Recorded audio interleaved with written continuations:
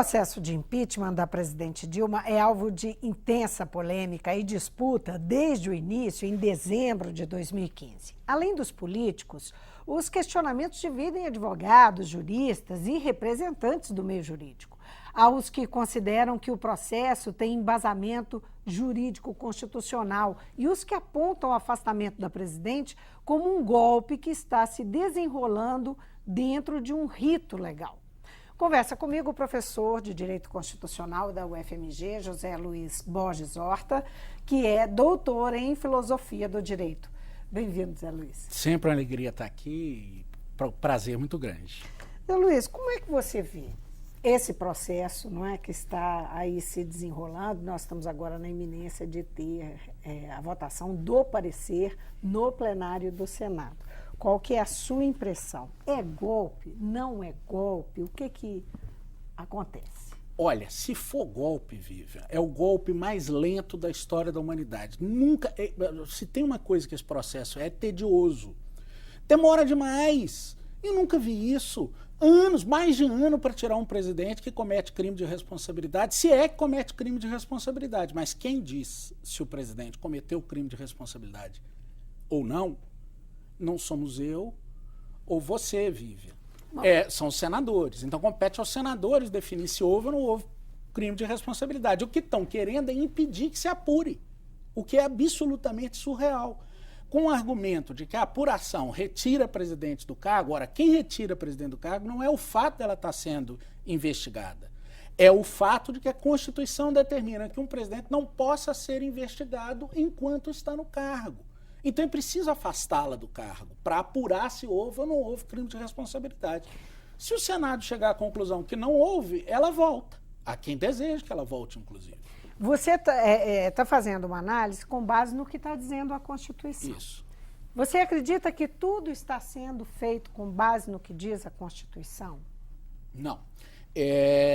Veja bem, uma coisa é o processo de impeachment, é a ideia de um impeachment, é a ideia de se mover um impeachment contra um presidente da República.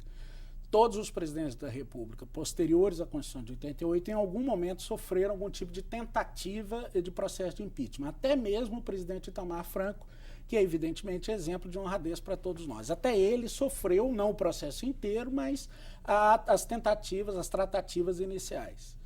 O nosso problema é que a dúvida que eu tenho, Vivian, é se o Brasil ainda tem Constituição.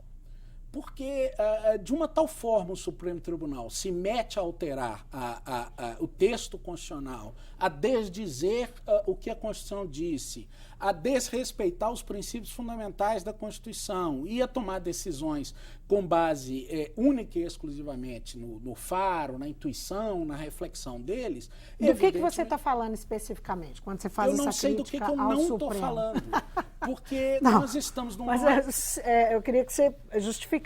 Vivian, vamos lá falar de Lava Jato. Eu não vou entrar no mérito de todos os detalhes, eu vou mencionar um fato da Lava Jato. A prisão do senador Delcídio do Amaral. Um senador da República, líder do governo, no exercício do mandato, absolutamente protegido pela Constituição Federal, e o Supremo manda prender. Por estado de flagrância. Não, ele está mais ou menos em flagrante delito. Onde já se viu isso? Cadê o princípio da presunção da inocência? Mas aí o cidadão comum vai dizer assim, mas e aquela gravação que ele falou, que ele estava lá oferecendo dinheiro para... Enfim, para que fulano não desse depoimento, não fizesse delação premiada. Mas é para isso que existe o direito. O direito, ele prescreve uma forma de atuação. Ele diz como é que as coisas deveriam ser. Quando entra um órgão como o Supremo Tribunal ou qualquer órgão do Poder Judiciário e altera a decisão fundamental do Constituinte de 88, aparentemente, a seu bel prazer, ou o argumento que a sociedade evoluiu, ou o argumento que a sociedade quer, ele está desrespeitando os princípios constitucionais. Então, presunção de inocência. Não poderia ser preso. Mas nunca se tocar um senador da República no exercício do mandato sem razão alguma, uma gravação de 20 dias antes. Isso é um verdadeiro absurdo. Nesse raciocínio também, Cunha não poderia ser afastado do cargo. O caso do Eduardo Cunha é mais grave. Que o caso do Eduardo Cunha gera um outro desequilíbrio, um desequilíbrio entre os poderes. O que aconteceu... E os juristas estão começando a perceber essa questão, é que o Supremo desde o momento em que tomou a decisão de afastar o presidente da Câmara, decisão que o próprio Supremo declarou ser absolutamente excepcional, o Supremo, naquele momento, eu vou usar um verbo forte, Vivian, você me permita, usurpou o poder moderador, que é uma chave implícita para a compreensão de todo o sistema constitucional brasileiro. O poder moderador, ou quem diz a palavra final, sempre a palavra final deveria ser dita pelo parlamento numa democracia.